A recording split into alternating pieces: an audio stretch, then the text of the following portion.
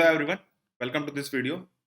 मेरा नाम है दिवाकर चौधरी और आज मैं बात करने आया हूँ, जैसा आप लोग टाइटल में पढ़ चुके होंगे कि एक एवरेज स्टूडेंट जो टायर 3 कॉलेज से था, उसने गेट में टॉप रैंक कैसे हासिल करी। देखो, मेरी सिंगल डिजिट रैंक है इंस्ट्रूमेंटेशन इंजीनियरिंग में, मेरी डबल डिजिट रैंक है इलेक्ट्रिकल इंजीनियरिंग में, और मैं जो बीटेक किया हूँ वो इलेक्ट्रिकल इंजीनियरिंग से किया हूँ। तो आप देख सकते हो कि मतलब इंस्ट्रूमेंटेशन में मेरी सिंगल डिजिट रैंक है और डबल डिजिट रैंक मेरी इलेक्ट्रिकल में है, और जबकि मेरा जो मेन ब्रांच है मेरी वो इलेक्ट्रिकल इंजीनियरिंग थी।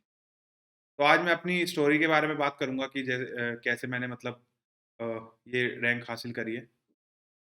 अगर आप अनअकैडमी के कुछ मतलब अनअकैडमी के चैनल्स को अगर आप फॉलो करते हुए आ रहे हैं, तो आपने पहले भी मेरी वीडियोस देखी होंगी, पहले भी मैंने इस बारे में बात करी है। पहले क्या होता था कि मैं वीडियो की लेंथ जो थोड़ा मुझे कम रखनी पड़ती थी, टाइम की वजह से थोड़ा इश्यू रहता था। आज मैं बात करने आया हूँ एक फुल स्टोरी के बारे में। देखो, मैंने एक बहुत डिटेल आंसर भी लिखा है कोरा पे, अगर तुम जाके कोरा पे मुझे फॉलो करते हो तो तुमने देखा होगा मैंने एक आंसर भी लिखा हुआ है, बहुत डिटेल में लिखा हुआ है। मैं और कुछ ज़्यादा डिटेल्स में बताना चाहूँगा कि मतलब मैं पूरा एक-एक पॉइंट कवर करना चाहूँगा आज इस वीडियो के थ्रू कि कैसे मैंने ये टॉप रैंक हासिल करी है। चलिए स्टार्ट करते हैं। सबसे पहले मैं अपना इंट्रोडक्शन दे देता हूँ यार, ज जो लोग पहले से मुझे जानते हैं, उनको पता होगा। जो लोग नहीं जानते उनके उनके लिए बता देता हूँ। तो ये है कि मैंने बीटेक किया इलेक्ट्रिकल इंजीनियरिंग में, जेएसएस नोएडा से मैं पास आउट हूँ और विशाल सोनी सर भी वहीं से हैं। वो 2013 के पास आउट है, मैं 2020 का पास आउट हूँ। मेरी ऑल इंडिया रैंक 4 है इंस्ट्रूमेंटेशन इंजीनियरिंग में, ऑल इंडिया रैंक 86 है इलेक्ट्रिकल इंजीनियरिंग में, और मैं अभी क्या है कि मास्टर्स कर रहा हूँ आईसी डिज़ाइन में आईआईटी दिल्ली से। मेरा प्लेसमेंट भी हो गया था बीटेक के टाइम पे सैमसंग हेवी इंडस्ट्रीज इंडिया में, और कोर प्रोफाइल में हुआ था मेरा इलेक्ट्रिकल इंजीनियर की। तो 6 महीने मैंने वहाँ पे भी काम किया है। अभी इसके बारे में भी बात करेंगे, क्या कैसे क्या-क्या सीन हुआ था। तो अभी मैं आप लोगों को एक टेलीग्राम चैनल का लिंक शो हो रहा होगा। तो ये क्रिटेक्स का GATE double E electrical engineering का ग्रुप का वो है लिंक। तुम लोग जाके देख सकते हो इस पे। और अगर तुम्हारे कोई भी डाउट्स हैं, कुछ भी इलेक्ट्रिकल इंजीनियरिंग से रिलेटेड कुछ भी डाउट्स हैं, ईसी से रिलेटेड कुछ भी डाउट्स हैं, मतलब गेट से तुम्हारे कुछ भी रिलेटेड डाउट्स हैं, तो तुम जाके पूछ सकते हो, वहाँ पे एक्सपर्ट्स भी हैं और मैं भी वहाँ पे हूँ। मैं भी तुम लोगों को बताता रहूँगा, अगर तुम लोग ज्वाइन करना चाहो तो कर सकते हो। तो उस सबसे पहले हम कुछ बात कर लेते हैं अनअकैडमी प्लस और अनअकैडमी आइकॉनिक के बारे में। प्लस में देखो, अगर आप प्लस सब्सक्राइबर हैं तो आपको मिल जाती हैं live classes, weekly test, structure courses, unlimited access भी मिल जाता है। अनलिमिटेड एक्सेस होता है आपको टेस्ट टेस्ट का भी, और क्रैश कोर्सेज का भी एक्सेस होता है आपके पास। तो मतलब आप जो चाहें वो देख सकते हैं। आइकॉनिक में कुछ एक्स्ट्रा चीज़ें मिल जाती हैं, जैसे पर्सनल कोच क्या होता है, एक रैंकर ही आपके पीछे लगा दिया जाता है कि वो आपको मतलब आपको गाइड करता रहता है, आपको समय समय पे बताता रहता है कि आप किस डायरेक्शन में जा रहे हैं, क्या आप गलती कर रहे हैं। तो इसका थोड़ा सा ज़्यादा फ़ायदा आइकॉनिक में मैं बोलूँगा। और इसमें आपको मिल जाती हैं personalised test analysis, study booster sessions आपको मिल जाता है, प्रिपरेटरी स्टडी मटेरियल मिल जाता है पहले से ही, मतलब स्पेशलाइज़्ड नोट्स होते हैं। आपको डेडिकेटेड डाउट क्लियरिंग एजुकेटर्स मिल जाते हैं, ठीक है? तो आइकॉनिक का काफ़ी ज़्यादा फ़ायदा है और प्लस का भी काफ़ी ज़्यादा फ़ायदा है। तो अगर आप मतलब मैं बोलूँगा इस टाइम में देखो सब कुछ ऑनलाइन ही चल रहा है, तो ऑनलाइन में तो अनअकैडमी से बेहतर कोई है नहीं। क्योंकि देखो बहुत सारे टीचर्स, मेडी जी के जो पुराने टीचर्स हैं, इस अकेडमी के जो पुराने टीचर्स हैं, तो काफ़ी सारे टीचर्स यहीं पे हैं। तो मुझे लगता है कि अनअकैडमी से बेहतर तो कोई है नहीं इस टाइम पे ऑनलाइन की दुनिया में, ठीक है? तो ये कुछ अनअकैडमी के सब्सक्रिप्शन के प्राइसेज़ हैं।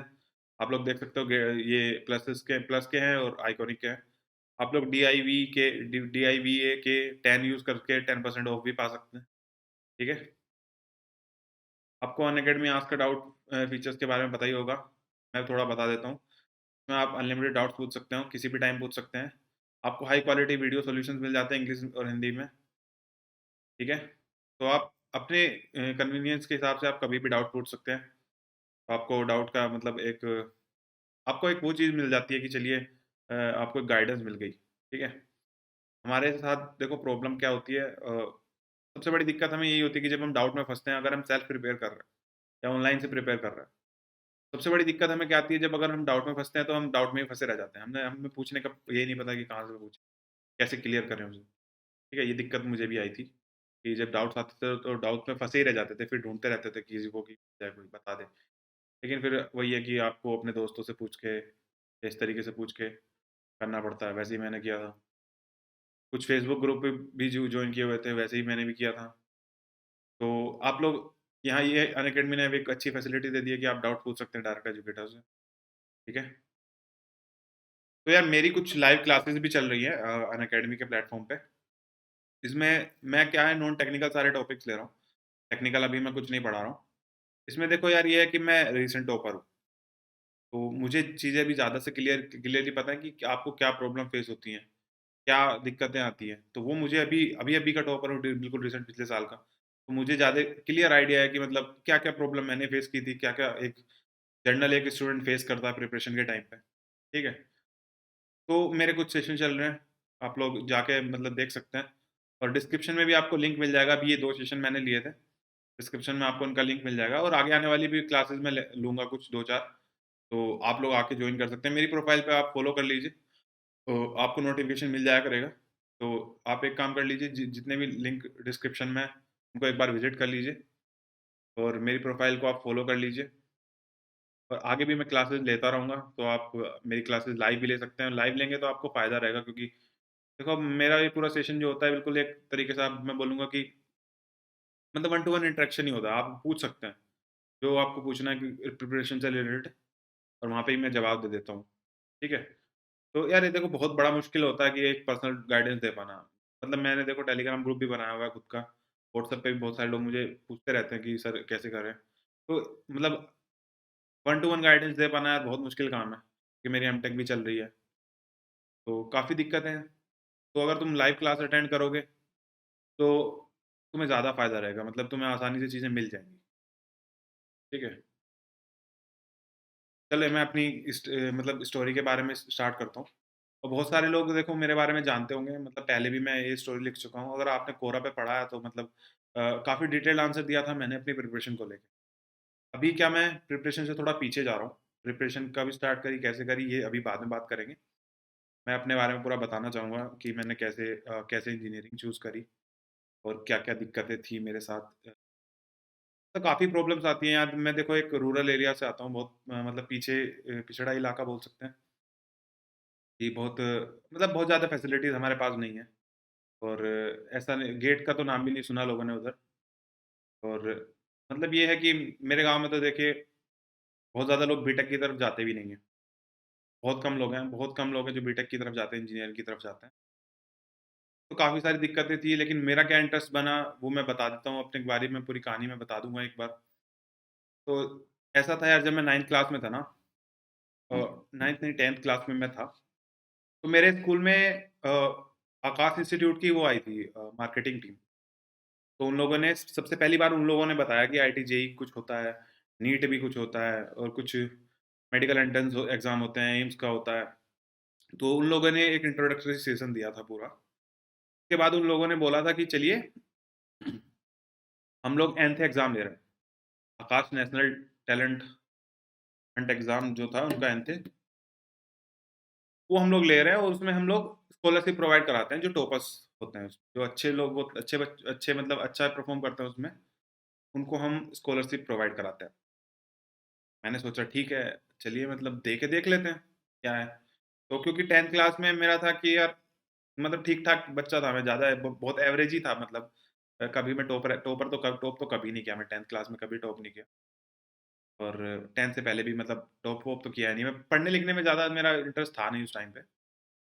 मैं बेसिकली मेरा रहता था कि मैं क्रिकेट खेलने में, वॉलीबॉल खेलने में मेरा ज़्यादा इंटरेस्ट था। स्पोर्ट्स में मेरा ज़्यादा इंटरेस्ट था, इसलिए मैं स्पोर्ट्स की तरफ ही रहता था ज़्यादा। और बड़ी बेसब्री से इंतज़ार करते थे हम लोग कि 1 वीक में 1 ही पीरियड होता था हमारा।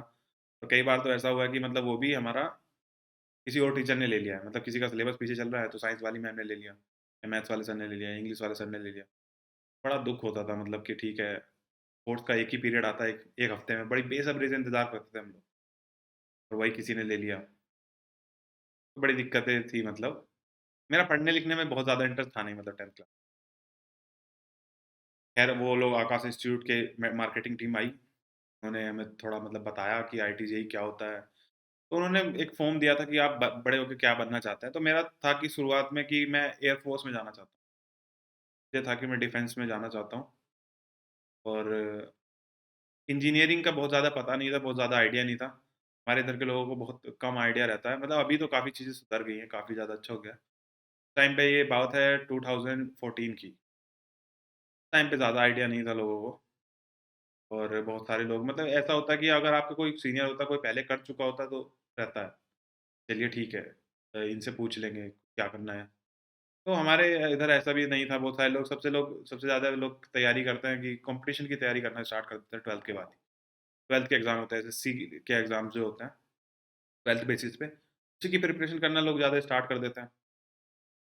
तो बहुत ज़्यादा आइडिया नहीं था कि क्या करें, कैसे करें?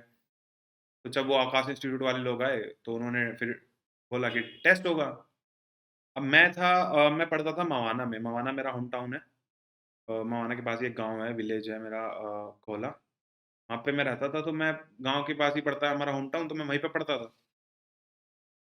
तो अब उन लोगों ने बोला कि आपको एग्ज़ाम देने के लिए मेरठ आना पड़ेगा। मेरठ में एक स्कूल है, अगर कुछ लोग मेरठ के हैं तो उन्हें पता होगा, जेपी इंस्टीट्यूट के नाम से जेपी इंस्टीट्यूट के नाम से कॉलेज है, स्कूल भी है उन लोगों का। तो उन्होंने बोला वहाँ पे आपको आना पड़ेगा। मैंने कहा ठीक है। पहले तो मेरा मन नहीं था कि मतलब मेरठ क्यों जाऊँ मैं देने, और बहुत ज़्यादा मतलब ये था कि मैं कभी अकेले गया नहीं था। 10th क्लास तक की बात कर रहा हूँ मैं, 10th क्लास तक भी मैं बहुत ज़्यादा अकेला कहीं बाहर गया नहीं था। तो ये था कि चलो, पहली बार अकेले बाहर जाएँगे मेरठ। तो मैंने कहा नहीं, नहीं जाएँगे, एग्ज़ाम देने नहीं जाएँगे। तैयारी भी नहीं थी कुछ ऐसा, कुछ ख़ास पता भी नहीं था क्या सिलेबस है, कैसे।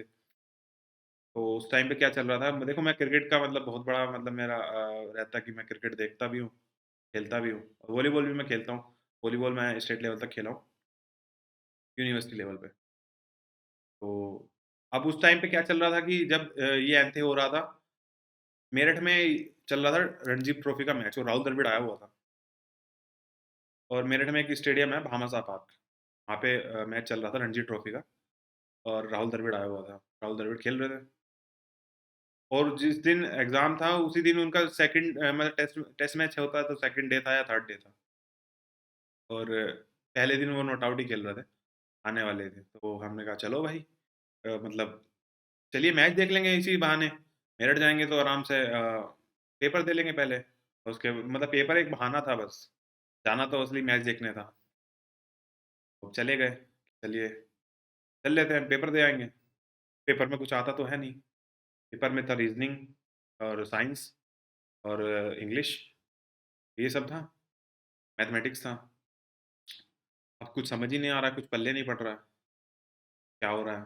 तो मैंने स्टार्ट किया कि मतलब जो जो ऑप्शन मुझे लग रहा था कि ये ऑप्शन हो सकता है, ये ऑप्शन सबसे बढ़िया दिख रहा है, तो इसको चलो लगा देते हैं।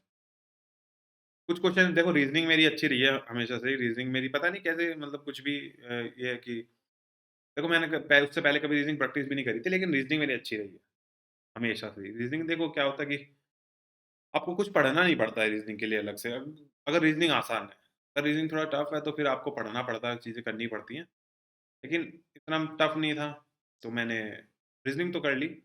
मैथमेटिक्स मुझे कुछ नहीं पता था, तो मैं तुक्के मार के आ गया। इंग्लिश भी मैंने जो ऑप्शन मुझे लग रहा था कि हाँ, ये पढ़ने में अच्छा लग रहा है, तो मैं आ गया करके। उसके बाद हम लोग ग्रुप बना के गए मैच देखने भामाशाह पार्क। वहाँ जाके हमने मैच देखा, राहुल द्रविड़ को भी देखा। उसके बाद हम लोग घर वापस आ गए। तो हमारा मेन मोटिव तो था कि मैच देख लिया, मज़ा आ गया। इसका कुछ नहीं, इसका कोई वो नहीं था कि अंते दे के आए हैं, मतलब देखना है पास होंगे कि फेल होंगे, कुछ नहीं। तो अब हुआ क्या कि मतलब मेरा काफ़ी अच्छा मतलब रीज़निंग तो मेरा ठीक हो ही गया था, तो मेरे कुछ तुक्के भी फिट बैठ गए। थोड़ा मेरा परसेंटाइल जो है थोड़ा बेटर आ गया बाकी लोगों से। तो उन लोगों ने फिर फ़ोन करके परेशान करना शुरू किया कि आपका मतलब अच्छा परसेंटाइल आया, आपको अच्छी स्कॉलरशिप मिल रही है, तो आप आ जाइए एक बार काउंसलिंग के लिए, एक बार देख लीजिए। तो उन्होंने काउंसलिंग के लिए बोला, तो मैं और मेरा एक और दोस्त था, उन 2 लोगों को बोला था कि आपका अच्छा परसेंटाइल आया है। लोग चले गए एक बार देखने की, चलिए देखते हैं चल के, क्या सीन है। तो हम लोग चले गए पापा के साथ, मैं और मेरा एक दोस्त था, वो हम दोनों लोग गए आकाश इंस्टीट्यूट में। वहाँ पे जो मार्केटिंग मैनेजर था उनका, उन्होंने मतलब 1 घंटा तक काफ़ी बैठ के समझाया, पूरा बताया कि आईटीजेई का क्या कैसे-कैसे क्या होता है। और तो बोले कि ठीक है। उस टाइम पे हम 10th में थे, उन्होंने मतलब पूछा कि तुम्हारा मतलब इंटरेस्ट किस तरफ है? तुम साइंस लेना चाहते हो कि मतलब बायोलॉजी लेना चाहते हो या मैथमेटिक्स? मैंने बोल दिया मैथमेटिक्स। उसके बाद वो ऑप्शन बताए कि आईआईटी जेईई का भी एग्ज़ाम होता है, उसमें फिर जाते हैं आईआईटीज़ में। और देखो एक कोचिंग में अगर तुम जाते हो तो सब तुम्हें बताया जाता है कि करोड़ का पैकेज और ये ऐसा पैकेज लगता है ये वो। अब जब इतना बड़ा नंबर सुनते हैं तो आपको यकीन नहीं होता, मतलब लगा ठीक है करते हैं कुछ ट्राई।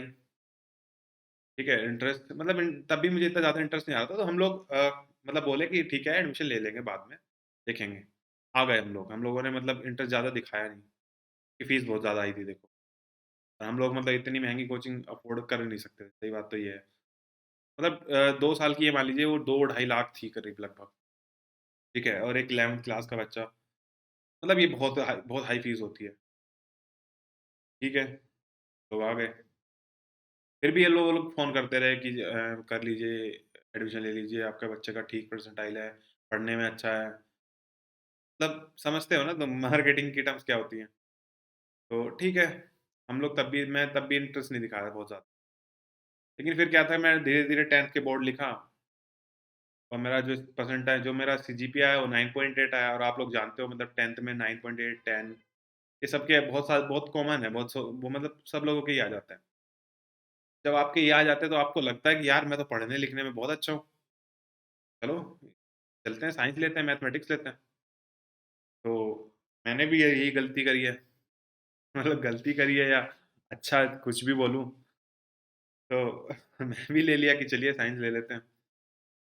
तो साइंस ले लिए, और मतलब 2 महीना तो हो गया था लगभग मुझे 11th क्लास पढ़ते हुए, और मुझे बहुत ज़्यादा चीज़ें पल्ले नहीं पड़ रही थी।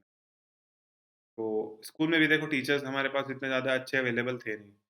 वो खुद नहीं पता था, वो खुद बीटेक किए थे, फिर एमटेक किए थे, वो पढ़ा रहे थे। लेकिन उनको तब भी बहुत ज़्यादा कुछ आता नहीं था, ठीक है? तो बोले कि यार क्या करें? फिर मेरे भाई को बोला, मेरा भाई चला गया, उसका मन था कोटा, वो कोटा चला गया आईआईटी जेईई की तैयारी के लिए। तो तब वहाँ पे पापा ने जाके देखा कि मतलब काफ़ी लोग 6-6 साल से लगे हुए हैं, 3-3 4-4 साल से लगे हुए हैं। तो उन्होंने आके वहाँ से मेरा भी फिर एडमिशन उन्होंने करा दिया आकाश इंस्टीट्यूट। वहाँ से मेरी जेईई प्रिपरेशन स्टार्ट हुई, ठीक है? तो धीरे-धीरे स्टार्टिंग में मैं पढ़ता था, मतलब धीरे-धीरे मेरा पढ़ना स्टार्ट किया मैंने। क्लासेस होती थी, पहली 2-3 क्लास तो कुछ समझ नहीं आया क्या हो रहा है ये। डीवाई बाई डीएक्स, इंटीग्रेशन, ये सब सिखा रहे थे सबसे पहले उसमें, फिज़िक्स की क्लास में। मैथ्स की क्लास में चल रहा था फंक्शन, मुझे कुछ समझ नहीं आ रहा था क्या हो रहा है ये। फिर लेकिन धीरे-धीरे पढ़ना स्टार्ट किया। अब क्योंकि देखो यार आपने फीस तो जमा करी है ना बहुत ज़्यादा, इतनी बड़ी फीस होती है मतलब एक मिडल क्लास के लिए। तो मुझे लग रहा था कि यार इतना ज़्यादा पैसा लग गया तो अब तो पढ़ना पड़ेगा, है ना? मतलब आपको रिटर्न भी तो लेना है ना, अगर आपने इन्वेस्ट किया तो रिटर्न तो आपको चाहिए। मैंने कहा ठीक है पढ़ना स्टार्ट करते हैं। तो उसके बाद मैंने बोला कि मैं स्कूल नहीं जाऊँगा, डमी एडमिशन ले लेता हूँ और पढ़ना चालू करूँगा यहीं पे घर पे रह के। तो मैंने डमी एडमिशन ले लिया। धीरे-धीरे मैं पढ़ता रहा, 11th क्लास में बहुत ज़्यादा पढ़ता नहीं था। मतलब बहुत ज़्यादा का मतलब है 10-12 घंटे लोग पढ़ते हैं ना आईआईटी जेईई के लिए, और ऐसा ही था हमारा परसेप्शन, तो कि 10-12 घंटे पढ़ते हैं या 15-16 घंटे पढ़ना पड़ता है। तो हम तो पढ़ते थे 3-4-5 घंटे बस मैक्सिमम। धीरे-धीरे मतलब डेवलप हुआ इंटरेस्ट मेरा, और मेरा इंटरेस्ट जो था मैथमेटिक्स और फिजिक्स पे बहुत ज़्यादा था। मुझे डर लगता था केमिस्ट्री से, केमिस्ट्री मेरी बिल्कुल अच्छी नहीं थी। और जैसे ही और इनऑर्गेनिक आई तो तब तो मैं बिल्कुल इंटरेस्ट एकदम खत्म हो गया था मेरा। इनऑर्गेनिक तो पता ही नहीं चला क्या हुआ। मुझे जो सबसे ज़्यादा अच्छा लगता था वो इलेक्ट्रोस्टैटिक लगता था मुझे 12th क्लास में। इलेक्ट्रिसिटी में भी क्योंकि मेरे क्वेश्चन बहुत आसानी से बनते थे। मैं न्यूमेरिकल बहुत अच्छे बनाता था, इलेक्ट्रिकल इंजीनियरिंग इलेक्ट्रिसिटी के। ये बहुत आसान होता है यार, ओह्म्स लॉ होता है और यही ट्रांसफार्मर होता है। बेसिक-बेसिक चीज़ें होती हैं। तो समझना बहुत ज़्यादा मुश्किल नहीं था, और मतलब मुझे काफ़ी इंटरेस्ट आ रहा था उसमें। धीरे-धीरे मेरा इंटरेस्ट डेवलप हो गया। अच्छा, 2 साल हो गए तैयारी करते-करते, फिर उसके बाद फाइनल तुम्हारा आया कि चलिए अब जेईई एग्ज़ाम लिखना है। तो मेरा मतलब मुझे कोई एकदम बहुत ज़्यादा अच्छी गाइडेंस नहीं थी। मैं सही बोलूँगा, मैं आकाश इंस्टीट्यूट से मुझे बहुत ज़्यादा अच्छी गाइडेंस मिली नहीं है। टीचर ज़रूर मेरे 2-3 टीचर ज़रूर अच्छे थे, मैथ्स के टीचर मेरे अच्छे थे, केमिस्ट्री के टीचर मेरे काफ़ी अच्छे थे। फिज़िक्स की फैकल्टी बहुत बार चेंज हुई है, मतलब 2 साल में 3-4 फैकल्टी चेंज हो गई है, तो हमारा कभी बन ही नहीं पाया अच्छे से। मैथ्स का हमारा बहुत बढ़िया था, तो मैथ्स में मेरा इंटरेस्ट भी काफ़ी अच्छा था। केमिस्ट्री मुझे सब्जेक्ट थोड़ा बोरिंग लगता था, केमिस्ट्री में मेरा बहुत ज़्यादा इंटरेस्ट नहीं बन पाया, और गाइडेंस यार देखो इतनी ज़्यादा बेहतर नहीं थी हम लोग, झूठ नहीं बोलूँगा। लोकल कोचिंग था हमारा मतलब मेरठ का, हम लोग मतलब वैसे तो ब्रांड है ये आकाश इंस्टीट्यूट, लेकिन थोड़ा लोकल में मतलब ऐसे ही टीचर रहते हैं। मैथ के टीचर काफ़ी अच्छे थे, बट मैं भी देखो थोड़ा वैसा ही था कि मतलब ज़्यादा पढ़ने, मतलब बहुत ज़्यादा ऐसा नहीं था कि बहुत सीरियस होके पढ़ रहा था मैं, ऐसा कुछ नहीं। बस पढ़ते रहता था, सिर्फ पढ़ते रहता था, कोई डायरेक्शन नहीं थी। मतलब मेहनत करते थे ज़रूर, लेकिन डायरेक्शन नहीं थी। अब डायरेक्शन नहीं होती तो आप अगर नेगेटिव डायरेक्शन में आप मेहनत करेंगे तो उल्टा ही जाएँगे ना। तो क्रैक ज़रूर किया मैंने जेईई मेंस, और मेरे 156 मार्क्स थे आउट ऑफ 360। और जेईई एडवांस भी मैंने क्रैक किया, बहुत बेकार रैंक थी मेरी। 25-26 हज़ार के आसपास मेरी रैंक थी जेईई एडवांस में। तो कुछ मिल नहीं रहा था। अब वहाँ से थोड़ा आपको लगता है कि यार ये तो बड़ी गलत चीज़ है। 2 साल में देखो मैंने पढ़ाई तो काफ़ी अच्छे से करी। ये नहीं है कि मतलब मैंने अपने एफर्ट्स में कमी रखी है। लेकिन डायरेक्शन एक अच्छी नहीं थी। पता नहीं था क्या चीज़ें करनी पड़ती हैं सिलेक्शन के लिए। बस आकाश इंस्टीट्यूट में जो बुकलेट मिल जाती थी वही बना लेते थे। प्रीवियस ईयर क्वेश्चन जो उसमें होते थे वही बना लेते थे और कुछ नहीं। और जो एआईटीएस होते हैं, ऑल इंडिया का आकाश टेस्ट सीरीज़, वो लगा लेते थे। तो बस इतना ही था और हम लोग करते रहते थे। तो मेहनत तो काफ़ी करी थी, लेकिन ये है कि जब आपके फ़ेवर में रिज़ल्ट नहीं आता तो आपको बुरा बहुत लगता है। वही हुआ हमारे साथ कि बहुत ज़्यादा रैंक अच्छी नहीं आई। दुःख काफ़ी हुआ, यार ये तो मतलब काफ़ी गलत चीज़ हो गई हमारे साथ। लेकिन कोई नहीं, हमने यूपीटीयू का फॉर्म भर दिया था। यूपीटीयू बोलते थे उस टाइम पे, अभी एकेटीयू बोलते हैं। यूपी स्टेट का होता है एंट्रेंस एग्ज़ाम। तो उसमें अच्छी रैंक आ गई थी यार मेरी, 672 के आसपास मेरी, 672 ही रैंक थी मेरी, आसपास क्या बोलूँ।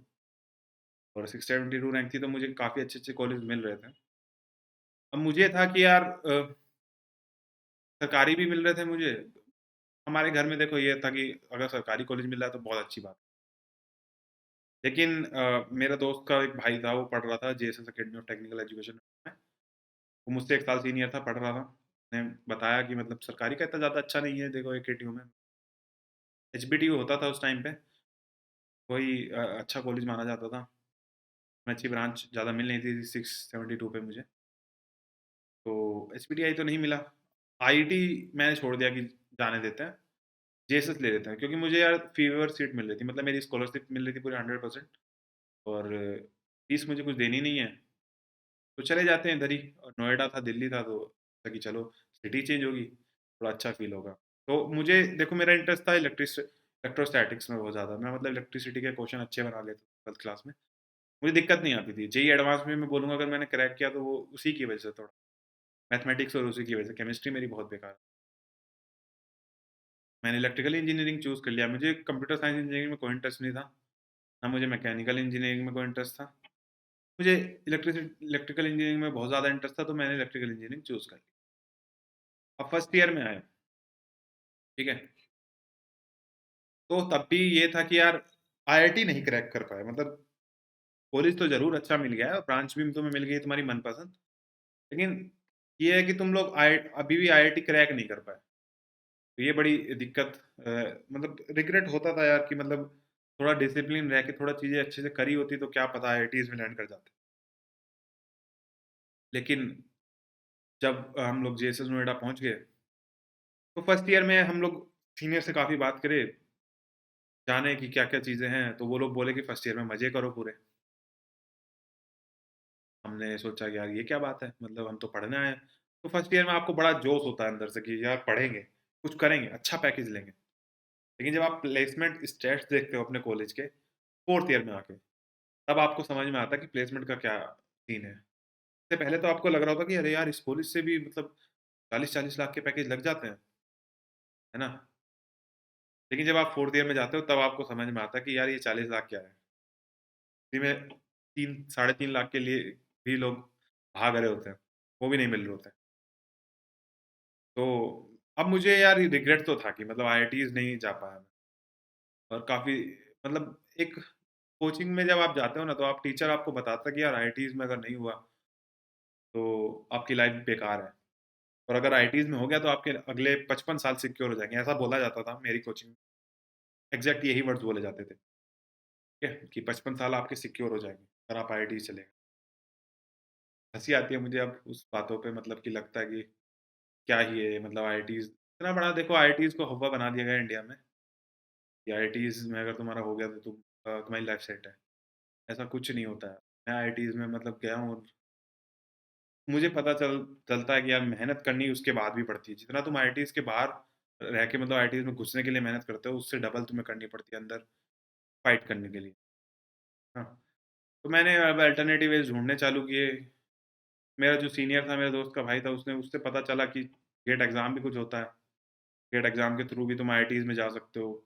पीएसयू जो है, जो सरकारी गवर्नमेंट कंपनीज़ है, वो आजकल गेट के थ्रू रिक्रूट कर रही हैं। और पहले क्या होता था कि उस टाइम पे जब मैं 2016 में मैंने लिया था एडमिशन, काफ़ी अच्छा मतलब क्रेज़ था गेट का, क्योंकि गेट में सीट्स बहुत आ रही थी पीएसयूज़ की। 500-500 रैंक, 600-600 रैंक तक भी हो जाता था। तो ये चीज़ मैंने अपने एचओडी से सुनी, इलेक्ट्रिकल इंजीनियरिंग के एचओडी थे, वो हमें पढ़ाते थे फर्स्ट ईयर में, बेसिक इलेक्ट्रिकल इंजीनियरिंग। उन्होंने बताई कि अगर आपका टॉप 500 में रैंक आ जाता है, तो आपको एक जॉब ऑफर तो मिल ही जाता है। तो पता चला पीएसयूज़ के बारे में, उसके थ्रू आईआईटीज़ में भी जा सकते हैं। तो अब मैं ढूँढ रहा था कि मैं स्टार्टिंग में ही था कि अब देखो यही होता है, मेरे दिमाग में यही चीज़ थी कि मैं अर्ली नहीं स्टार्ट कर पाया। मुझे भी ऐसा ही लग रहा था कि आईआईटीज़ में अगर मैं जल्दी स्टार्ट करता, तो हो सकता है मैं कर भी लेता क्रैक। मैंने जल्दी ही स्टार्ट किया था, तब भी नहीं क्रैक कर पाया मैं। और 11th क्लास जल्दी ही होता है, ठीक है? लेकिन राइट गाइडेंस नहीं मिल पाई, या ये मैं बोलूँ कि मैं भी बहुत ज़्यादा सीरियस नहीं था चीज़। तो अब मैं ढूँढ रहा था कि अर्ली स्टार्ट करूँगा, सही डायरेक्शन में काम करूँगा, और जो गलतियाँ मैंने अपने प्रिपरेशन में पहले करी है, वो इस गेट के एग्ज़ाम के लिए नहीं मैं दोहराने वाला। मुझे बेस्ट से बेस्ट टीचर से पढ़ना है, और बेस्ट से बेस्ट मुझे देना है इस एग्ज़ाम में। तो धीरे-धीरे मतलब अब नोएडा में देखो, तुम्हारे अब तुम्हें देखो, मुझे जो है एक प्लेटफ़ॉर्म मिल गया था। अब मुझे कॉलेज मिल गया जेएसएस नोएडा। तो जेएसएस के जो मेरे सीनियर्स थे, वो लोग तो कोचिंग कर रहे हैं, वो भी निकाले हुए हैं एग्ज़ाम गेट, आईएएस का एग्ज़ाम भी निकाले हुए हैं। तो अब ये है कि यार गाइडेंस तो थी। पहले क्या था, मैं गाँव में रहता था, किसी को बीटेक का ही नहीं पता है, किससे पूछे? किसी को बीटेक का ही नहीं पता है कि बीटेक भी कुछ होता है ना? बड़ी दिक्कतें थी। तो अब जब आपको प्लेटफ़ॉर्म मिल जाता है, तो मैं स्टार्ट किया कि चलिए, प्लेटफ़ॉर्म तो मिल गया। तो मैं कुछ सीनियर्स के साथ इंटरैक्ट किया, उनसे जाना कि क्या कोचिंग अच्छी रहेगी, कौन-सी अच्छी है। उस टाइम पे देखो नोएडा में था कि मेडिज़ी होती थी, ठीक है?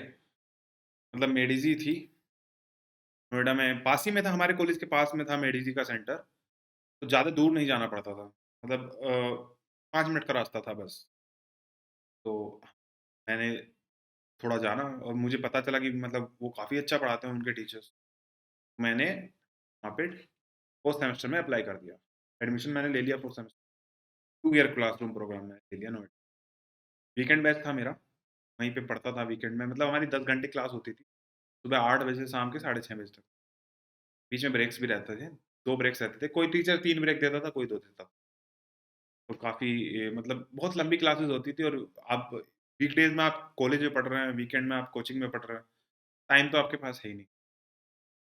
अब ये है कॉलेज लाइफ़ को एन्जॉय करना, मतलब या तो तुम एन्जॉय कर सकते हो या पढ़ सकते हो, है ना?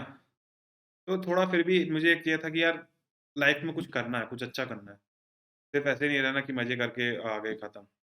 ऐसा भी नहीं है कि मैंने मज़े नहीं किए, मैंने मज़े भी किए कॉलेज में काफ़ी ज़्यादा। मैं वॉलीबॉल खेलता था अपनी कॉलेज की टीम की तरफ से, और मैंने काफ़ी सारे टूर्नामेंट खेले। स्टेट लेवल गए हम लोग, स्टेट लेवल में रनर अप रहे हैं, तो काफ़ी अच्छा था। मतलब कॉलेज लाइफ़ एक बेहतरीन लाइफ़ रही है हमारी। पढ़ाई भी की मैंने, काफ़ी ज़्यादा पढ़ाई भी करी, और काफ़ी ज़्यादा मतलब मज़े भी किए। मैं ऐसा नहीं रहता था कि कुछ लोग होते हैं कि आप हॉस्टल में जाके सो जाते थे, पड़े रहते हैं, खेलते रहते हैं, गेम खेलते रहते हैं, उसी में कट जाती है उनकी। ना पढ़ पाते हैं अच्छे से, ना मज़े ले पाते हैं कॉलेज लाइफ़ के अपने। गेमिंग-वेमिंग और यही सब में उनका निकल टाइम टाइम पास होता रहता है। ये नहीं करना था मुझे, मैंने सोचा कि ठीक है, पढ़ेंगे और साथ में खेलेंगे। साथ-साथ खेलते भी रहे, पढ़ते भी रहे। अब जब मैंने सबसे पहले स्टार्ट किया, तो सबसे पहला जो हमारा था जो सब्जेक्ट लगा, वो मैथमेटिक्स लगा। अब मैथमेटिक्स जब लगा, तो मुझे काफ़ी मज़ा आ रहा था, क्योंकि देखो मेरा मैथमेटिक्स काफ़ी स्ट्रॉन्ग था। 12th क्लास में जो 12th क्लास का मैथमेटिक्स था, वही बीटेक में भी हम लोग पढ़ रहे थे, मतलब इंटीग्रेशन पढ़ रहे थे, डिफरेंशिएशन पढ़ रहे थे, वही सब पढ़ रहे थे। थोड़ी चीज़ें एक्स्ट्रा हो जाती हैं, वो पढ़ लेते हैं हम लोग फर्स्ट ईयर में। मुझे इंटरेस्ट बहुत आ रहा था, मज़ा आ रहा था मुझे पूरा। और मैथ्स पढ़ के मुझे इतना अच्छा लग रहा था, मुझे लग रहा था कि मैं गेट तो जब मैं गेट की प्रीवियस ईयर क्वेश्चन लगाता था, तो वो फटाक से बन जाते थे। मैथमेटिक्स से एकदम आसानी से बन जाते थे। मुझे लगता था यार गेट एग्ज़ाम में मतलब इतने आसान क्वेश्चन, मतलब फिर तो मैं निकाल ही दूँगा। ऐसा मुझे फ़ील होने लगा था मतलब अभी देखो मतलब सिर्फ़ एक सब्जेक्ट हुआ है और मुझे ये फ़ील होने लगा था। ठीक है? बेवकूफ़ी बोलूँगा मैं, बेवकूफ़ी थी ये, बट ठीक है, थोड़ा-सा तो इंटरेस्ट आ रहा था। नेक्स्ट सब्जेक्ट तो लगा पावर इलेक्ट्रॉनिक्स। मतलब धागा खुल गया। सर के ऊपर से जा रहा है, कुछ नहीं पता चल रहा है कि क्या हो रहा है पावर इलेक्ट्रॉनिक्स में। लेकिन मैं था कि यार क्लासेस नहीं छोड़ूँगा। मुझे ये था कि नोट्स बना लूँगा एटलीस्ट क्योंकि मेरे पास 2 साल है तो मैं आराम से कर सकता हूँ। तो मैं क्लासेस नहीं छोड़ूँगा, भले ही समझ नहीं आ रही है, नोट्स प्रॉपर बना लेता हूँ। मैंने पूरी क्लास करी पावर इलेक्ट्रॉनिक्स की, समझ कुछ नहीं आया। नेक्स्ट जो हमारा सब्जेक्ट लगा, वो लगा सिग्नल एंड सिस्टम। अब वो उस टाइम पे हमारे सेमेस्टर में भी था। सेमेस्टर में था और मैं कोचिंग में भी पढ़ रहा हूँ, तो मुझे चीज़ें समझ आ रही थी। इतना मुश्किल नहीं था सिग्नल सिस्टम। पढ़ते रहे। सेमेस्टर का भी एग्ज़ाम दिया, अच्छा हो गया और तैयार अच्छा हो गया मतलब सिग्नल सिस्टम काफ़ी अच्छा हो गया, तो मेरा इंटरेस्ट फिर से बन गया। अब 10 घंटे क्लास में बहुत मुश्किल होता है कि आप 10 घंटे मतलब फ़ोकस के साथ पढ़ते रहें। तो मैं क्या करता था च्युइंगम चबाने लगता था कि जिससे मुझे नींद ना आए। मुझे ऐसा लगता था कि ये कारगर था और मतलब काफ़ी ज़्यादा सही मतलब मुझे लगता था कि हाँ, इफ़ेक्टिव था ये, बहुत ज़्यादा इफ़ेक्टिव था। मुझे बहुत कम नींद आई है, सिर्फ़ इस वजह से क्योंकि मैं च्युइंगम चबा रहा हूँ। तो अभी फिर आगे चलते चले गए। अच्छा अब मेरा 4th सेमेस्टर निकल गया और मेरे 3-4 सब्जेक्ट निपट गए। मुझे काफ़ी अच्छा भी फ़ील हो रहा था कि मैं क्वेश्चन्स भी लगाया हूँ, प्रीवियस ईयर क्वेश्चन, वर्कबुक भी लगाया। मुझे अच्छा लग रहा था कि हाँ, क्वेश्चन बन रहे हैं मुझसे। तो सारे क्वेश्चन नहीं बन पाते थे। कुछ क्वेश्चन ऐसे होते थे कि टफ हैं, नहीं बन पाते थे। लेकिन मैं थोड़ा डिसहार्टन नहीं होता था कि ठीक है चलो ये टफ क्वेश्चन है, नहीं बन रहा तो कोई बात नहीं। क्लास में पूछेंगे या किसी दोस्त से पूछेंगे, सीखेंगे।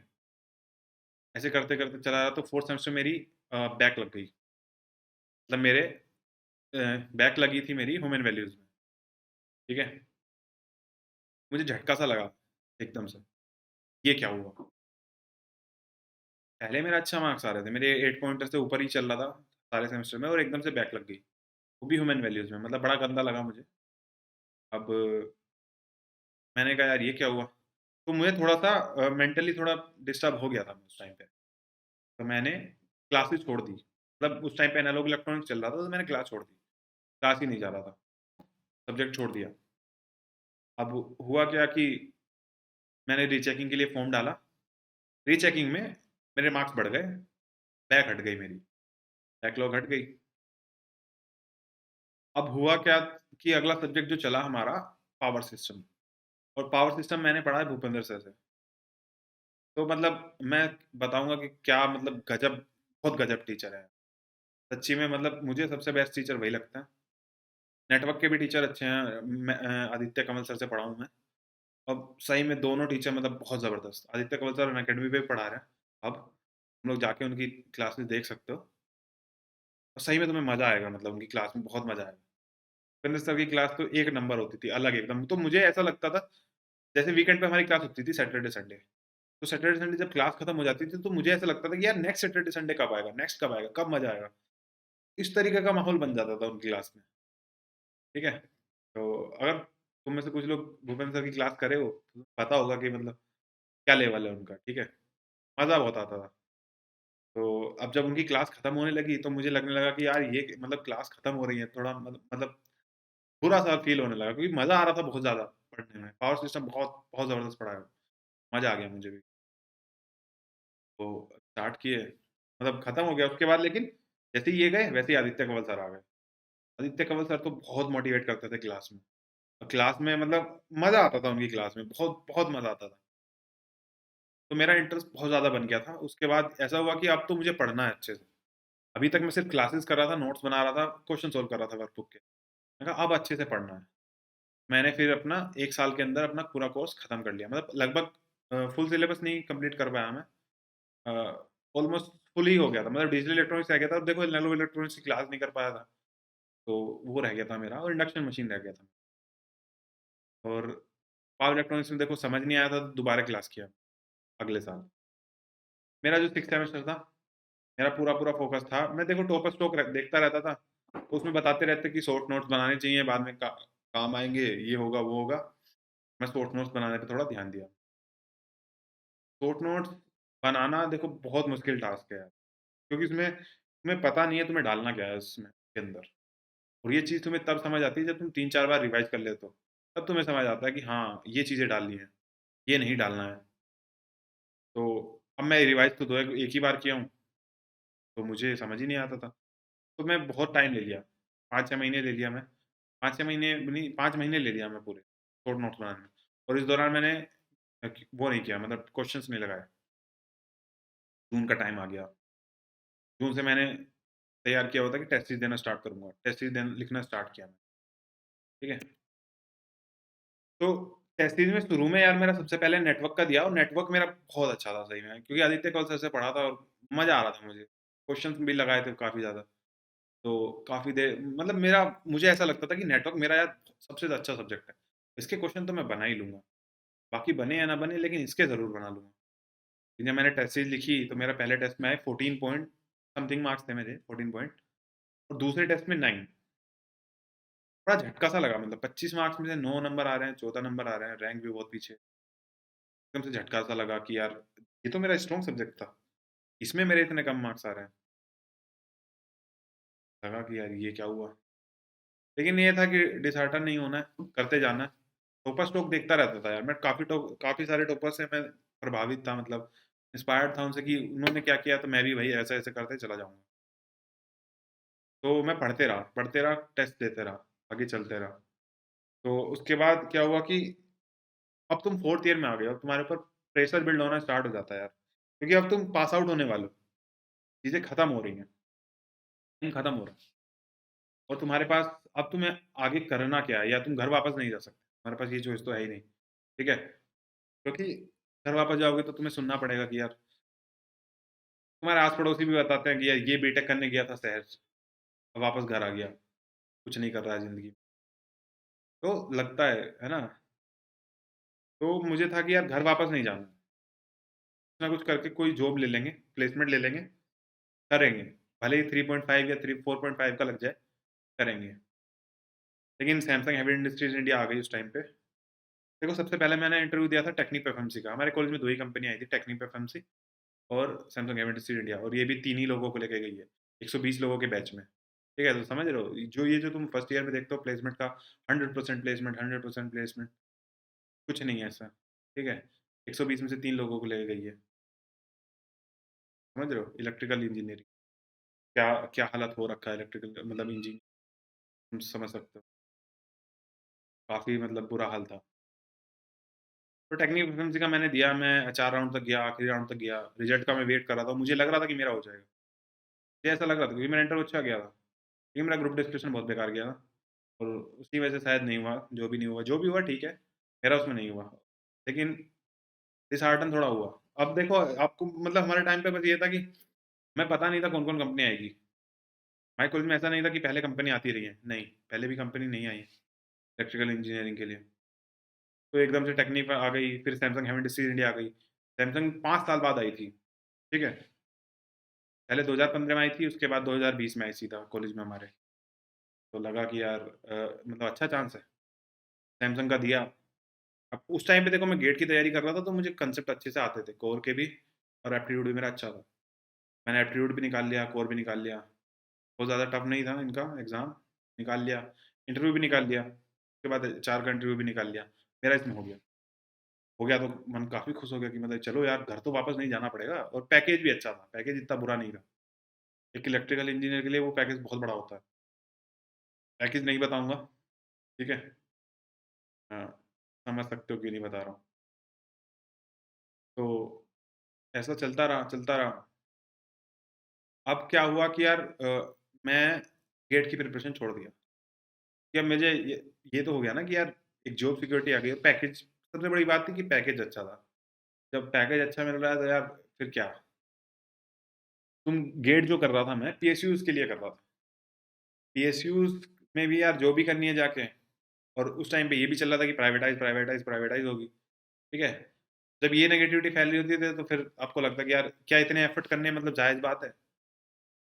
तो मुझे उस टाइम पे लगा कि नहीं छोड़ दो, जॉब तो मिल गई है और लोकेशन तुम्हारी नोएडा है, हमारे कॉलेज के सामने कंपनी है, कंपनी का हेड ऑफिस है, वहीं जाओगे जॉब करोगे और घर भी तुम्हारा पास ही में है, घर भी मेरा मेरठ है, सब मेरठ के पास ही है। तो मुझे लगा कि यार कितना बढ़िया, मतलब ये तो बहुत अच्छी बात हो गई है, पैकेज अच्छा, लोकेशन अच्छी, मेरे घर के पास है, मेरे लिए तो ड्रीम जॉब है। मैं ज्वाइन कर लिया वहाँ पे 2 जनवरी 2020 को। और मतलब वर्क एनवायरनमेंट काफ़ी अच्छा था, मैं ये नहीं बोलूँगा कि कंपनी बहुत बेकार थी, सही में बहुत अच्छा वर्क एनवायरनमेंट था, लेकिन ये था कि आप कोर में जाते हो, आपको सारी जॉब्स ऐसी ही लगने लगती है कुछ। शुरू में बहुत मज़ा आ रहा होता है, उसके बाद आपको ऐसे ही लगने लगता है कि यार क्या कर रहे हैं, लाइफ में कर ही क्या रहे हैं, ठीक है? लेकिन मुझे काफ़ी मज़ा आ रहा था वहाँ। मैं 6 महीने वहाँ काम करता रहा, फिर मार्च में क्या हुआ कि लॉकडाउन हो गया। अब देखो मैं उस टाइम पे ड्रीम लाइफ़ जी रहा था मैं, देखो मैं हॉस्टल में रहता था, कॉलेज जाना नहीं होता था। लास्ट 8th सेमेस्टर में अलाउ कर दिया था कॉलेज ने कि आप जो जॉब जॉइन कर सकते हो। तो मैं हॉस्टल में ही रहा था, मेरे कॉलेज के सामने ही कंपनी थी। मैं बस सुबह उठ के चला जाता था, शाम को 4:30 बजे वापस आ जाता था और उसके बाद पार्टी करता था, अपने दोस्तों के साथ हॉस्टल में मज़े करता था और बाहर जाता था घूमने। क्योंकि देखो पैसा भी आने लगा, घर से तो तुम्हें माँगना नहीं पड़ रहा है। तुम्हें अपना पैसा है तुम्हारा, तो तुम खर्च करो, क्या दिक्कत है ना? तो ऐसा हो गया था, तो मैं मतलब काफ़ी मज़ा आ रहा था। खैर मार्च में लॉकडाउन हो गया, 2 महीने कंपनी शट डाउन पे रही। 2 महीने कुछ काम नहीं था, लेकिन सैलरी बराबर आती रही, तो और ज़्यादा मज़ा हो गया। लगा कि यार ये तो बिल्कुल मज़े वाली लाइफ़ जी रहा हूँ। मतलब मैं लिटरली मूवीज़ देख रहा था उस टाइम पे, और मैं यहीं था गाज़ियाबाद में ही रह रहा था उस टाइम पे, अपने दोस्त के साथ फ्लैट लेके। मतलब मैं उसके फ्लैट पे चला गया था, लॉकडाउन हो गया, वहीं पे रुकना पड़ गया मुझे।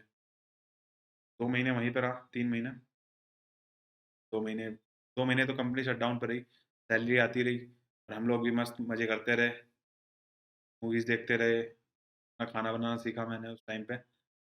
तो मतलब लॉकडाउन देखो मुझे लगेगा थोड़ा-सा प्रोडक्टिव इसी वजह से, क्योंकि मैं खाना नहीं बना पाता था, नहीं कर पाता था, ठीक है? बर्तन धोना भी मुझे नहीं आता था, अच्छे से नहीं। मैं जब ये सब काम खुद किया तो अच्छा लगा, सीखा, मज़ा भी आया। तो लॉकडाउन मेरे लिए थोड़ा-सा फ्रूटफुल था, और देखो पैसे तो आ ही रहे हैं, मज़े तो आ ही रहे हैं, क्या ही दिक्कत है ना? ये था एटीट्यूड। 1 महीने बाद 2 महीने बाद उन्होंने लैपटॉप भेजा, वर्क फ्रॉम होम स्टार्ट हुआ हमारा। लेकिन फिर 6 महीने बाद हमें था कि परमानेंट होना है। अब तुम्हें परमानेंट ऑफर लेटर दिया जाएगा। कोविड था, कॉस्ट कटिंग करनी थी, या उनको मुझे मेरा वर्क मतलब मैं मेरा अच्छा नहीं लगा, उन्हें कि लगा कि ये थोड़ा बंदा वीक है।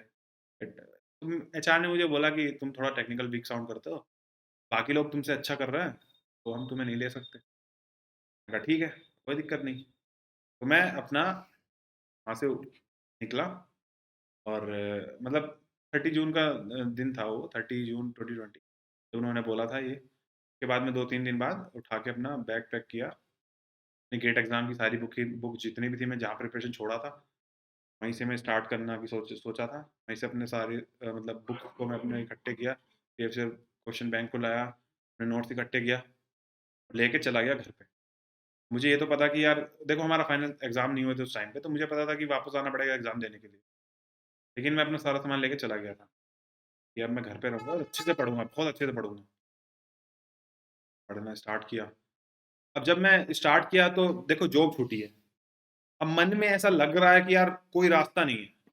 आग लग रही है कि हाँ ठीक है, अब फोड़ना है, अब एग्ज़ाम को कुछ ना कुछ तो करना है। ठीक है? तो मैं बहुत मतलब ये था कि यार ज़िंदगी में और कुछ है नहीं। ठीक है? ऐसा लग रहा था मुझे।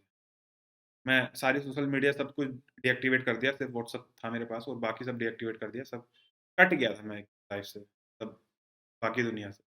दोस्तों से भी बहुत ज़्यादा बात नहीं करता था।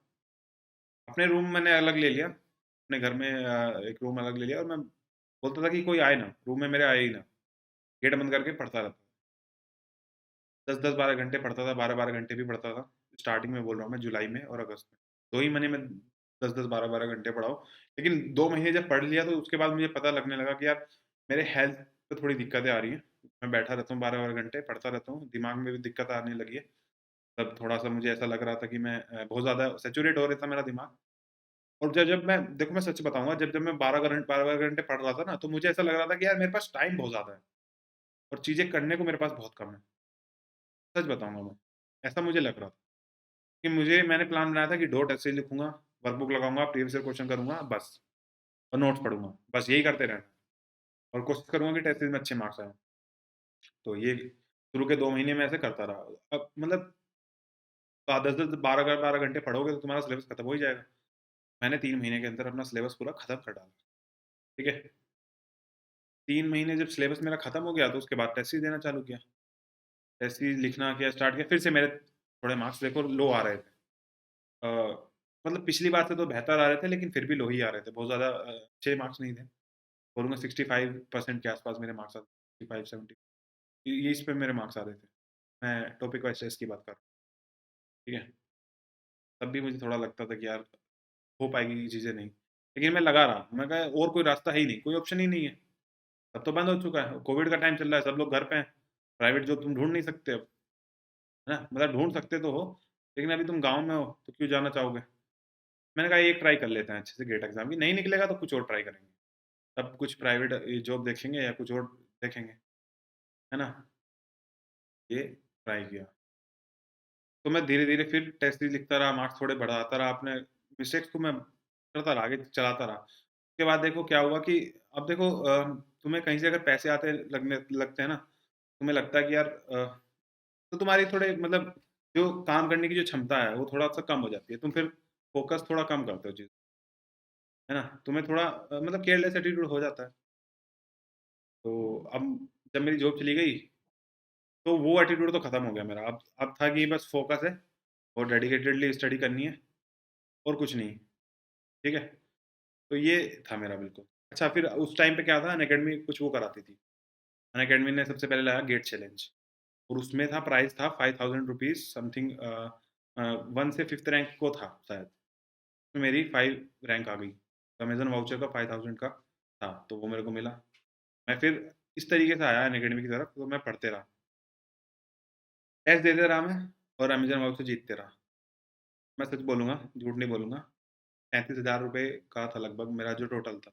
टोटल विनिंग था मेरा अमेज़न वाउचर्स का। तो पिछले साल देते थे, इस साल देते नहीं है, पता नहीं क्या हो गया है। देना चाहिए, मज़ा आता है वो सही में बताऊँगा मैं खुद एक्सपीरियंस से थोड़ा लगता है कि यार हाँ, मैंने कुछ जीता मुझे कुछ मिला है। तो अमेज़न वाउचर मिलता था तो खरीदा मैं उससे अपने पापा को गिफ्ट किया हूँ एक मोबाइल गिफ्ट किया हूँ उससे। मम्मी को भी बहुत बहुत सारी चीज़ें गिफ्ट करी मैंने। खुद के लिए भी मैंने लिया ईयरफ़ोन वगैरह लिया। तो लगता है कि यार ठीक है कुछ चीज़ें कर रहे हैं मतलब मज़ा आ रहा है लाइफ़ में। तो मैं बोलूँगा अनअकैडमी अगर करे वैसा तो अच्छा रहेगा। इससे अमेज़न वाउचर मिलते हैं सब लोगों को तो मज़ा आता है। ख़ैर ये सब तो चलता रहा। फिर मैं अपने टेस्ट टेस्ट के मार्क्स को मतलब बहुत ज़्यादा शुरू में इम्पोर्टेंस नहीं दे रहा था मैं। शुरू में जब मैं सब्जेक्ट वाइज़ दे रहा था या मैं टॉपिक वाइज़ दे रहा था तो मैं बहुत ज़्यादा इम्पोर्टेंस नहीं दे रहा था। लेकिन जब मैं फुल एंड टेस्ट लिखना चालू किया दिसंबर में, तब मैंने डिसाइड किया था कि अल्टरनेट डे पे लिखूँगा। अल्टरनेट डे पे मैं टेस्ट लिखूँगा और बाकी टाइम में प्रीवियस ईयर क्वेश्चन लगाऊँगा और रिवाइज़ तो करते ही रहूँगा। रिवाइज़ मैं बहुत बार कर चुका था यार, 5-6 बार रिवाइज़ कर चुका था टाइम तक। तो मुझे काफ़ी चीज़ें याद होने लगी थी, तो बहुत ज़्यादा मतलब अब मेरे लिए चीज़ें बहुत ज़्यादा मुश्किल नहीं थी। अब बस मुझे फ्लोट करना था क्योंकि मेरी तैयारी तो हो चुकी है अच्छे से। अब मुझे इस तैयारी को उस लेवल तक रखना है, नीचे नहीं आने देना। तो मैंने टेस्ट लिखने चालू किए। शुरू के टेस्ट में मेरे 66 मार्क्स आए। मुझे डर लगा, 66 मार्क्स आए क्योंकि देखो 66 मार्क्स पे कुछ नहीं मिलता आजकल। इलेक्ट्रिकल इंजीनियरिंग की बात कर रहा हूँ। मुझे लगा कि यार अगर ये तो ऐसे मार्क्स आ रहे हैं तो यार कैसे काम चलेगा? लेकिन फिर मैंने अगला टेस्ट लिखा तो मेरे 81 चले गए। अब 81 चले गए तो मैं खुश हो गया कि यार ये क्या? मतलब अच्छे मार्क्स आ गए। फिर फिर से मेरे 80 पॉइंट समथिंग मार्क्स आ गए। मैंने कहा ठीक है, मार्क्स का चलता रहेगा। अब हम मेरा जो मेन फ़ोकस है, वो ये है कि मैं इम्प्रूवमेंट करूँगा। गेट एग्ज़ाम में जो होगा वो देखा जाएगा। देखो वो दिन के ऊपर डिपेंड करता है, तुम्हारा दिन खराब है तो तुम अगर टेस्ट सीरीज़ में 80 मार्क्स भी ला रहे हो, तो वहाँ पे तुम्हारे 50 आ जाते हैं। लेकिन मैंने कहा छोड़ो ये सब सोचेंगे ही नहीं, हमारे हाथ में क्या है? क्वेश्चन सॉल्व करना हमारे हाथ में है और कोई हमारे पास है नहीं, ऑप्शन इस टाइम। तो यही ये बस टेस्ट सीरीज़ देता रहा, लिखता रहा और जब मैं गेट एग्ज़ाम देने गया देखो इंस्ट्रूमेंटेशन की कहानी बताता हूँ सबसे पहले। मैं इंस्ट्रूमेंटेशन का एग्ज़ाम देखो मैं सच बताऊँगा मेरा कोई प्लान नहीं था कि मैं इंस्ट्रूमेंटेशन का एग्ज़ाम लिखूँ। लेकिन जब गेट में जब मैंने देखा कि आईआईटी बॉम्बे ने अपना जब वोचर निकाला, तो उसमें था कि 2 पेपर दे सक 2 पेपर दे सकते हो। तो मैंने कहा यार अच्छी अपॉर्च्युनिटी है। अच्छा उन्होंने एमएसक्यू भी बोला कि एमएसक्यू आएँगे, तो मैंने कहा यार ये तो गड़बड़ हो गई, ये तो फिर से जेईई एडवांस वाली चीज़ आने लगी। तो थोड़ा-सा डर लगा। मैंने कहा यार आईएन का पेपर भर देते हैं। आईएन का मैंने सिलेबस देखा सबसे पहले, तो मुझे 60-70% कॉमन दिखाई दिया, 60-70% कॉमन दिखाई दिया। मैंने कहा भर देते हैं, क्या होगा, ज़्यादा से ज़्यादा 500-1500 चले जाएँगे और तो कुछ नहीं होगा। मतलब बहुत ज़्यादा लोड नहीं लेंगे कि इंस्ट्रूमेंटेशन के लिए अलग से तैयारी करनी है, ऐसा कुछ नहीं करेंगे।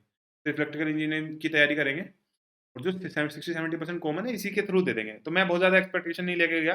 मैं सोचा था कि 60 मार्क्स भी अगर मैंने अटेम्प्ट कर लिए, 60 मार्क्स भी मेरे आ गए तो बहुत अच्छी बात है, इंस्ट्रूमेंटेशन के एग्ज़ाम में। लेकिन अब जब पेपर देने गया तो बहुत फ्री माइंड से गया था। कोई प्रेशर नहीं, कुछ नहीं, एकदम बिल्कुल कूल एकदम। जैसे मैं टेस्ट लिखता था टेस्ट सीरीज़ के वैसे लिखा। पेपर स्टार्ट किया, जो क्वेश्चन सामने आ रहा था हो रहा था करते गया, जो नहीं हो रहा था वो छोड़ते गया। कुछ नहीं, मैंने कुछ अलग चीज़ें नहीं की। अब बस मैंने टाइम थोड़ा ज़्यादा लिया देखो क्वेश्चन करने में। अब मेरे पास कम क्वेश्चन करने से तो टाइम मेरे पास ज़्यादा था ही, तो एक्यूरेसी मेरी बहुत ज़्यादा अच्छी रही। एक ही क्वेश्चन गलत हुआ मेरा। मैंने टोटल 80 78 या 7 नहीं 79 मार्क्स का मैंने अटेम्प्ट किया था लगभग अच्छे से, और मेरा एक ही क्वेश्चन गलत हुआ, 0.33 मेरा मार्क्स गया माइनस में। और वो यार दिक्कत ये है कि वो एप्टीट्यूड का क्वेश्चन था। मुझे काफ़ी मतलब बुरा भी लगा बाद में, लेकिन ठीक है। अगर क्योंकि क्योंकि वो अगर मेरा होता तो मेरी रैंक 1 भी होती। लेकिन ठीक है, कोई बात नहीं, वो एग्ज़ाम के प्रिपरेशन का पार्ट है तो होता है। अब मेरी 4th रैंक आई तो मैं काफ़ी खुश था। मैं जब रैंक प्रेडिक्टर में देख रहा था तो 4th दिखा रहा था मेरी, लेकिन एक्सपेक्टेड रैंक थी 10 टू 12, ऐसा कुछ दिखा रहा था। मैंने कहा 10-12 भी अच्छी रैंक है यार, मज़ा आ रहा है पूरा। काफ़ी अच्छा लग रहा था, लेकिन इलेक्ट्रिकल इंजीनियरिंग में मेरी एक्सपेक्टेड रैंक दिखा रहा था 120 से 130 के आसपास, और सामने दिखा रहा था 86 दिखा रहा था। 86 नहीं, 92 के आसपास दिखा रहा था उस टाइम। लेकिन फिर आईआईटी ने अपनी की अपडेट करी तब मेरी 75 दिखा रहा था, और एक्सपेक्टेड दिखा रहा था यही 75 से 100। तो एग्ज़ाम लिखा मैं अच्छे से। तो इलेक्ट्रिकल इंजीनियरिंग का जब मैं एग्ज़ाम लिखा ना तब थोड़ा-सा मुझे दिक्कत हुई थी। तब मैं थोड़ा पैनिक कर गया था चीज़ें को लेके, मतलब ऐसा हो गया था कि यार अ, जब मैं स्टार्ट किया तो मुझे ये था कि यार आज वो दिन है जब तुझे परफ़ॉर्म करना है। तूने इतनी मेहनत करी है पिछले कुछ 6-7 महीनों में, बहुत ज़्यादा मेहनत करी है। सही में मतलब सारी चीज़ों से कट आउट होके, मतलब अपने दोस्तों से भी बहुत ज़्यादा बातें नहीं करता था मैं। तो काफ़ी ज़्यादा मेहनत करी है, और आज का वो दिन है। अगर आज का दिन खराब हो गया तो पूरे 5-7 महीने तुम्हारे सारे बर्बाद, और अगला मौका 1 साल बाद मिले। तो पैनिक हो गया था मैं शुरू, लेकिन अच्छी बात मेरे साथ क्या थी कि पैनिक जो मैं फर्स्ट पहली मिनट में ही हो गया था। ऐसा नहीं था कि मैं कुछ क्वेश्चन करता गया, द आधा घंटा 1 घंटा हो गया उसके बाद पैनिक किया हूँ। नहीं, पहली मिनट में ही मैं पैनिक कर गया था। तो अगर पहली मिनट में पैनिक कर गया हूँ तो सँभालना आसान रहा मुझे। मैंने सोचा, आराम से बैठ के सोचा कि चलो एग्ज़ाम देते हैं, उसके बाद सोचेंगे क्या हो रहा है। अभी हमारे हाथ में क्या है, एग्ज़ाम देना। क्वेश्चन आ रहे हैं, क्वेश्चन करता जाऊँ। मैंने बहुत ज़्यादा सारी चीज़ें दिमाग से अलग हटा दी। पेपर पे फ़ोकस किया, पेपर देता रहा। क्वेश्चन बनते गए, बनते गए, बनते गए। कुछ के लिए मिस्टेक्स भी हुई हैं मेरी। आखिर के 15 मिनट मुझे बहुत भारी पड़े। वरना मैं सही में बोल रहा हूँ टॉप 10 में भी मेरी रैंक हो सकती। आखिर के 15 मिनट मुझे बहुत भारी पड़े। मेरे नेगेटिव गए हैं आखिर के 15 मिनट में 1.67, ये टोटल मेरे नेगेटिव गए हैं, मतलब इतना। और कुछ एक क्वेश्चन में मैं न्यूमेरिकल आंसर टाइप में थोड़ा गलत सोल्व करके आया हूँ। मतलब पाई से डिवाइड नहीं करके आया, तो वो मतलब मेरा आखिर के 8-9 नंबर चले गए मेरे, है ना? तो 8-9 नंबर में तो मेरी टॉप 10 में आ जाती है आराम से। और तो मतलब आखिरी के 15 मिनट काफ़ी भारी पड़ गए मुझे। लेकिन ठीक है, 86 रैंक भी बहुत बुरी नहीं है। तो अंडर 100 होना, अंडर 100 रैंक में होना, मतलब एक बहुत प्राउड की फीलिंग होती है यार। और उसके बाद दूसरी स्ट्रीम में भी मैं सिंगल डिजिट रैंक में होना, एक प्राउड की फीलिंग होती है यार, बहुत अच्छा लगता है। मैं बता नहीं सकता जब रिज़ल्ट आया था तो क्या क्या मैं फ़ील कर रहा था, मतलब बहुत सैटिस्फाइंग था यार, बहुत सैटिस्फाइंग। और जब तुम्हें बहुत सारे लोग कॉल करते हैं कि यार तुम्हारा देखो ये रैंक आया, मतलब कांग्रेचुलेशंस बोलते हैं दोस्त भी, और लोग स्टेटस लगाते हैं तुम्हारे लिए कि चलो यार इसका अच्छा रैंक आया है, ठीक है? बहुत अच्छा लगता है यार, सही में मज़ा आता है। और फिर मैं अपने दोस्तों के साथ खूब पार्टी भी किया कि जितना भी, मतलब पिछले 6-7 महीने में बात नहीं कर रहा था बहुत ज़्यादा दोस्तों से, ज़्यादा टाइम नहीं दे रहा था, एक अपना अपने आपस में ही लगा रहता था मैं। तो वो टाइम का भी तो भरपाई करनी है ना। अब कुछ अच्छी चीज़ हुई है तो यार सेलिब्रेट करना तो बनता है। ऐसा तो नहीं है कि यार तुम हमेशा पढ़ते ही रहोगे। हमेशा तुम रेस भाग नहीं सकते, कभी तो तुम्हें रुक के सेलिब्रेट करने की ज़रूरत होती है। काफ़ी सेलिब्रेट किया मैं फिर टाइम को। और मैं स बता नहीं सकता, मतलब मैं जो एक्सपेक्ट किया था ना कि गेट के एग्ज़ाम के बाद मुझे ये चीज़ें मिलेंगी, उससे बेहतर ही चीज़ें मिली हैं मुझे यार। मतलब उससे कहीं ज़्यादा जितना मैं सोच भी नहीं रहा था, उससे ज़्यादा चीज़ें मुझे मिली हैं गेट एग्ज़ाम के बाद। और लाइफ़ थोड़ा बेटर हो गई है। बेटर थोड़े ऑप्शंस तुम्हारे सामने खुल गए हैं। एमटेक के ऑप्शंस मेरे सामने खुल गए थे। पीएसयूज़ के ऑप्शन भी खुले हुए हैं। पीएसयूज़ अभी आ रही हैं। मैं देखो जैसे ही पीएसयूज़ में हो जाएगा मैं एमटेक ड्रॉप कर दूँगा, क्योंकि मेरा पूरा पहले से ही प्लान था कि यार हमेशा से पीएसयू जाना है ना? अब देखो तुम लोग बोलोगे सीट बर्बाद कर दी एमटेक की मैंने। तो यार इसमें मेरी मेरी तो कोई गलती नहीं है देखो। ये सिस्टम ही इस तरीके से बना हुआ है कि अगर सब लोग सीओईपी की तरह आने लगे, तो सीट्स बर्बाद होने से बच जाएँगी। लेकिन आते नहीं हैं। पीएसयूज़ इतना लेट एग्ज़ाम करा रही हैं। उनके कोई मतलब चांस भी नहीं है, तो बैकअप बना के रखना पड़ता है। वो बैकअप मैंने बनाया एमटेक को। तो ठीक है यार, अब मतलब पीएसयू में होगा तो छोड़ना पड़ेगा, है ना? अपनी फर्स्ट प्रायोरिटी तो हमेशा से पीएसयू थी। तो ये था पूरा मेरा, मतलब ये गेट की जर्नी थी मेरी, ठीक है? तो तुम्हें यार इसमें से कुछ भी ऐसा लगा कि इंस्पायरिंग है, तो तुम ले सकते हो। देखो मैं भी पहले बहुत टॉपर्स की वीडियोज़ देखता था। मुझे भी लगता था कि यार इनके जैसा कुछ करना है, ठीक है? और जब मैं गेट एग्ज़ाम दे लिया, मेरी रैंक आ गई एक बार, तब मुझे लगा कि यार ये तो नॉर्मल चीज़ थी। मतलब मैंने कुछ एक्स्ट्रा मेहनत करी नहीं, बहुत ज़्यादा कुछ मेहनत करी नहीं मुझे। ऐसा फ़ील होता था बाद में, ठीक है? देखो सेल्फ बिलीव सेल्फ बिलीव तो तुम्हें करना ही पड़ेगा देखो। मतलब खुद पे कॉन्फिडेंस भी रखना पड़ेगा, सेल्फ बिलीव भी रखना ही पड़ेगा, ठीक है? तुम्हें एक देखो गेट एग्ज़ाम सिर्फ़ ये नहीं है कि तुम क्वेश्चन सोल्व करोगे तुम्हारी रैंक हो जाएगी, ठीक है? वो होता है। गेट एग्ज़ाम तुमसे माँगता है कि तुम प्रेशर में क्वेश्चन सोल्व करोगे, ठीक है? क्वेश्चन हर कोई सोल्व कर लेता है। गेट एग्ज़ाम के क्वेश्चन हर कोई गेट एग्ज़ाम के बाद आके सोल्व कर लेता है, हर कोई कर लेता है। लेकिन गेट एग्ज़ाम के अंदर उन 3 घंटे में बैठ के प्रेशर में, मैं वो क्वेश्चन जो क्वेश्चन वो अच्छे से सोल्व कर पाता है, वही रैंकर बन पाता है, ठीक है? तुम्हें खुद पे बिलीव तो करना पड़ेगा कि हाँ, मैं करूँगा। जब प्रेशर सिचुएशन आएगी तो मैं अच्छा परफ़ॉर्म करूँगा, ठीक है? खुद पे बिलीव रखो। आज नहीं तो कल जो तुम जिस चीज़ के पीछे तुम भाग रहे हो, मिल जाएगी तुम्हें, ठीक है? बिलीव रखो। और ये है कि यार देखो ये ऐसी जर्नी है कि कभी तुम्हें लगेगा कि यार मैं मोटिवेटेड हूँ कि नहीं हूँ, है ना? कभी कभी तो तुम बहुत हाई मोटिवेशन लगेगा। कभी तुम्हें लगेगा कि यार ये तो बड़ी दिक्कतें आ रही हैं यार, मैं तो मेरा हो पाएगा कि नहीं टेस्ट सीरीज़ में मेरे मार्क्स नहीं आ रहे हैं। तुम्हें यार बहुत सारी दिक्कतें आएँगी, लेकिन गिव अप मत मानना, ठीक है? मेंटली खुद को प्रिपेयर रखना कि चीज़ें अगर खराब होती भी हैं, तो मैं उस चीज़ को झेलने के लायक तो रहूँ, ठीक है? स्ट्रेस बहुत ज़्यादा लेने की ज़रूरत नहीं है। ठीक है, मार्क्स तुम्हारे आज टेस्ट सीरीज़ में कम आ रहे हैं, कोई बात नहीं। गेट एग्ज़ाम में तुम्हारे मार्क्स अच्छे आने चाहिए। मेक श्योर कि तुम जो आज तुम्हारे खराब मार्क्स आ रहे हैं, उसको तुम इम्प्रूव करो, ठीक है? अभी तुम मान लिया तुम्हारे 50 में से चलो 30 नंबर आ रहे हैं, तुम्हारे 20 नंबर का स्कोप अभी बचा हुआ है इम्प्रूव करने का, ठीक है? देखो 50 में से 50 तो नहीं आ पाएँगे, तो हम कुछ लोगों के आते हैं, कुछ के नहीं, कुछ भी बहुत रेयर है यार। 2-4 लोगों को छोड़ दो, क्या बात है ना? तो तुम इम्प्रूव करो, कोशिश करो 45 तक ले जाओ, खींच जाओ। ठीक है? अच्छा लगेगा तुम्हें। तुम्हें मतलब कॉन्फिडेंस आएगा, अगर तुम्हारे टेस्ट में मार्क्स अच्छे आएँगे ना, तुम्हें कॉन्फिडेंस आएगा और ये कॉन्फिडेंस तुम्हारा हेल्प करेगा गेट एग्ज़ाम में, ठीक है? टेस्ट सीरीज़ का और कुछ कोई वो नहीं है, कुछ भी मतलब कुछ अलग चीज़ नहीं है टेस्ट सीरीज़ की। तुम्हारे टेस्ट सीरीज़ में अच्छे मार्क्स आ गए तो पक्का ही है कि तुम्हारा गेट एग्ज़ाम में भी अच्छे मार्क्स आ जाएँगे। लेकिन एक एज तुम्हें मिल जाएगा, एक एडवांटेज तो है ना तुम्हारे पास कॉन्फिडेंस की। क्योंकि अगर तुम्हारे टेस्ट में अच्छे मार्क्स आते हैं तो तुम्हें कॉन्फिडेंस आता है, ठीक है? तो अपने आप को मेंटली प्रिपेयर रखो और फाइट मारो यार।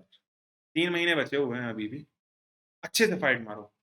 जितना अपना बेस्ट दे सकते हो दो, गेट एग्ज़ाम तक की बात है, उसके बाद मैं सही बता रहा हूँ, मज़ा आ जाएगा तुम्हें। एक यार एक सैटिस्फैक्शन वाली फीलिंग मिलती है, जब तुम आप वो बोलते हैं ना, देखो कोटा फैक्ट्री में एक सीन था, जिसमें जीतू भैया बोलते हैं कि आईआईटीज़ इसलिए मत करो कि सब लोग कर रहे हैं या टफ है। तो आईआईटीज़ इसलिए करो कि यार क्योंकि टफ है और टफ चीज़ें लड़ने मतलब टफ बैटल लड़ने में ना कॉन्फिडेंस आता है, ठीक है? वही वही चीज़ है यार। खुद पे मतलब बिलीव रखो और इतना तो मतलब अपनी तुम्हारी विल पावर स्ट्रांग होनी चाहिए कि तुम गिव अप ना मारो, ठीक है? लड़ने की तुम्हारी हिम्मत, मतलब तुम गिरते हो तो ठीक है, गिर के उठना भी जा सीखो, ठीक है? बस इतना ही है। आज की वीडियो में मैं इतना ही रखता हूँ यार। तुम्हें कुछ भी अच्छा लगा हो, बढ़िया लगा हो, तुम इस चैनल को सब्सक्राइब कर सकते हो, ठीक है? और मुझे काफ़ी मज़ा आया यार ये सेशन देख के। और मैं चाहूँगा कि आगे भी ऐसी वीडियोज़ लाता रहूँ। तो अगर तुम्हें कुछ भी ऐसा अच्छा लगा है, तो तुम लाइक, शेयर, सब्सक्राइब ज़रूर कर सकते हो इस चैनल। बेल आइकन भी प्रेस कर लेना।